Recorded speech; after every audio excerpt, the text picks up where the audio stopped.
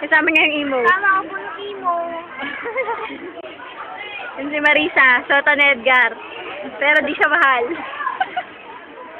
Si ate. Nakagat ng aso. Oh, magkatalakan pa. Si Bebe, tsaka si JR. Si Mamay, no? Si Seth. Ang aso namin. Yung kandila, tinakpan ni Tisay. Isa pa.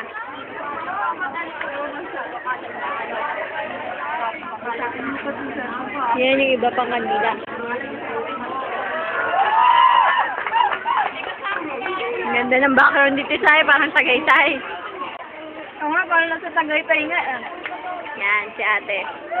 Ngari daw nasa Tagaytay sila. Yan talaga! Bekaway, be! Bekaway!